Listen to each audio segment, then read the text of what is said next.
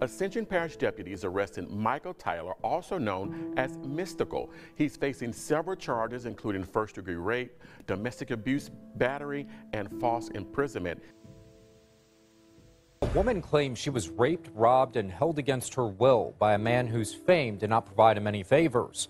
Tonight, Mystikal sits in the Ascension jail accused of charges that could put him away for life if he's convicted. To my baby and my little babies, I'm sorry, y'all. I'm sorry that things went the way they went. I'm sorry I broke down the way I did. And I want you to know that I'm sorry. I regret that. First at 6 o'clock, Mystikal, a well-known rapper on the wrong side of the law tonight, his third rape arrest over the past 2 decades. He didn't show the victim any sympathy, and he doesn't get any sympathy or special treatment.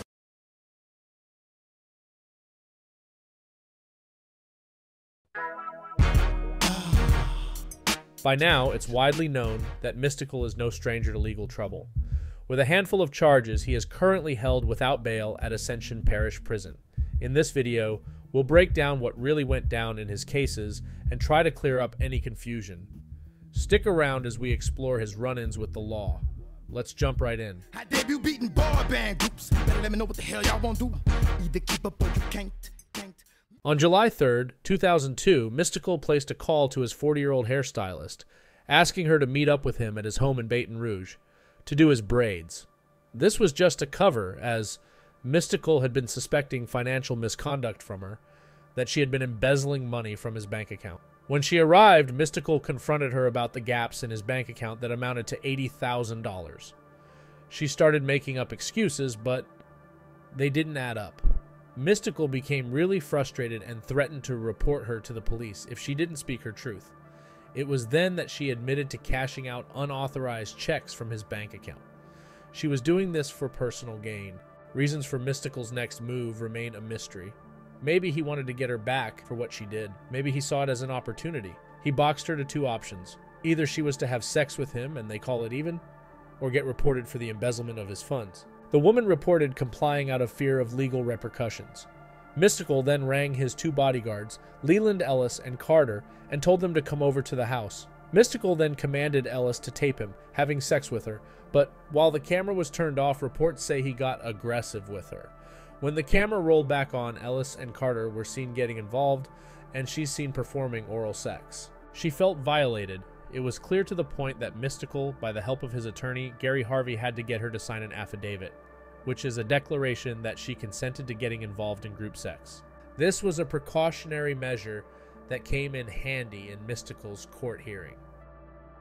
On July 4th, she reported the incident to the police, but this was met by the signed affidavit. The woman, however, denied, saying she signed when she was in a state of confusion. Following these events, the police conducted a raid on Mystikal's residence, where they discovered the tape hidden in a safe. Subsequently, Mystikal, along with his 2 bodyguards, Carter and Ellis, were arrested in connection to the incident. On Thursday, July 18th, Mystikal was released on $250,000 bond and was to face mandatory life sentence in jail if convicted on the charge of aggravated rape. The extortion charges, which was basically the blackmail, carry a maximum sentence of 15 years. Mystikal then got a new attorney, J. David Borland, who after numerous meetings with the state prosecutor, was able to whittle the charges down to sexual battery in exchange for a guilty plea. In early December 2003, David Borland filed a motion to retract Mystikal's previous guilty plea to charges of sexual battery and no contest to extortion. The no contest to extortion meant that Mystikal was neither admitting guilt nor contesting the charges. Essentially, it was a way for him to accept the punishment without officially admitting wrongdoing. The reason for this motion was the discovery that prosecutors had provided Judge Marabella with the videotape of the alleged sexual assault. Mystikal's lawyer felt that this new evidence could more negatively impact the case, leading him to seek the withdrawal of Mystikal's guilty plea. As part of their negotiation, the prosecutor agreed the tape would remain sealed and would not be admitted in the case as evidence. However, when the judge asked to see the videotape, the prosecution gave it to him to view. I cannot say in good faith the state deceived us, but there may have been a misunderstanding. They said they were not going to use the tape to increase the sentence, and we took that to mean the tape would be held confidential forever. The state did not bring the tape up to the judge. He asked to see the tape before sentencing, Bourdin said.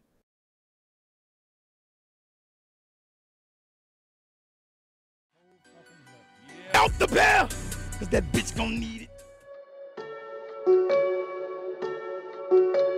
January 15th, 2004. Mystikal was sentenced to a 6-year prison term for sexual battery against his former hairstylist. The sentencing took into account Mystikal's 2 prior arrests for drug and gun possession earlier in his career. Judge Anthony also required Mystikal to register with the state as a sex offender.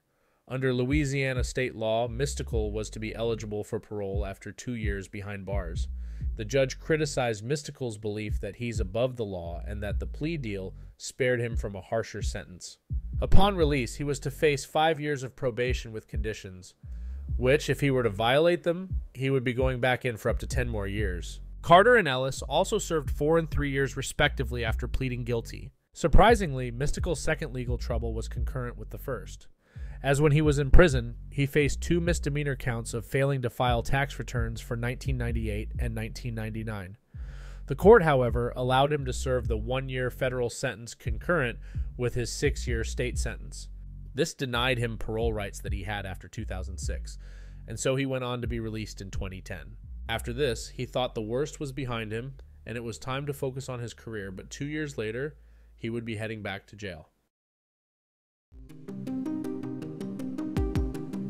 February 22, 2012, Mystikal got into a heated argument with his domestic partner, leading to his arrest and a subsequent charge of domestic abuse battery, which basically means he used physical force or violence against her.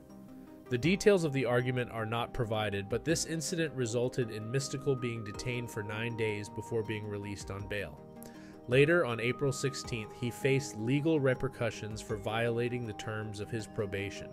Mystikal was sentenced to 3 months in jail, with credit given for the 9 days he had already served. This reduced his total confinement period to 81 days, and he began serving his sentence on May 14th at the East Baton Rouge Parish Jail. Around the time he left Cash Money Records, shortly after he would get arrested for another sexual assault in 2017. The story goes that on August 20th, 2017, Mystikal with a bunch of other people were hanging out. It was a small party and they were having a good time. The alleged victim in the charge, let's call her Serene, kept on ditching her boyfriend because she wanted to hang out with Mystikal the whole night. We went to the show, we all had a good time. She was ditching her boyfriend, be all up in hood ass and shit, man. You know what I'm saying? Some innocent people about to go to jail for something that your boyfriend done said. This angered her boyfriend, who in response reported a case of rape and kidnapping to the police the next day. A warrant for Mystikal's arrest was issued, but Mystikal turned himself in as he wanted to clear his name. He was subsequently charged with rape and held at the Caddo Correctional Center on a $3 million bond until February 14, 2019, when he was able to post bond. Serene, on the other hand, had further backed her boyfriend's statement at the station. However, after investigations, on December 17, 2020, the rape charges were dismissed due to lack of evidence. I mean, how's it feel?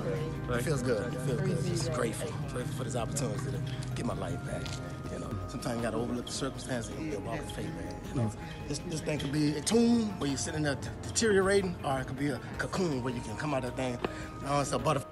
It was alleged Serene and her had ulterior motives, either attempting to exploit Mystikal for financial gain, or Serene supported her boyfriend's statement to shield him from potential consequences. Only thing I did is made a phone call to a friend. I asked her, was she okay? She said she was okay. But if you telling me that you all right and ain't nobody did nothing to you, then why send some innocent people to jail? So yeah, I'm going to say, well, you need to go up there and see what's going on and drop these charges, because some innocent people about to go to jail for something that your boyfriend done said. Because if she got raped, then everybody would have went to jail that damn day. This last time, fam, the chick lied to her dude, bro. Dude, they was trying to get some money. They kept pushing his court date back. Every 3 months, he come to court, they push it back 3 more months. She not showing up to court, she in jail. She got a whole bunch of charges from theft, lying, prostitution. Ain't nobody saying nothing about that, though. Like, the media just keep saying he a rapist. After beating this case 18 months behind bars, Mystikal's popularity soared. He got more love and trust from fans and critics alike, but all that was about to change. In July 31st, 2022, Mystikal was arrested and faced a remarkable amount of charges. The story behind the charges was by far his most controversial. Not only did it involve his baby mama, but also the acts allegedly done in the incident. First at 6 o'clock, Mystikal, a well-known rapper on the wrong side of the law tonight, his third rape arrest over the past 2 decades. I can't go again. I can't believe no baby mama shit. I don't know. I don't really see no serial rape going on with no baby mama. And I'm gonna say this, that first time it came from the outside, that second time it came from the outside, being at the wrong place at the wrong time. I feel like he was getting his life right, and that could never come from the outside no more. And this third time it came from the inside. He didn't see that coming. Mystikal has 2 kids, Million and Michelle Tyler.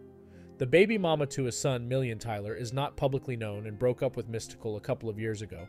The two had been co-parenting for over a decade.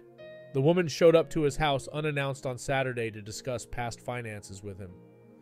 Bear in mind, Mystikal had a restraining order against her prior to their meeting that day. In their discussions, they had an argument after she asked him to send money to their son, who is an adult about 22 years old.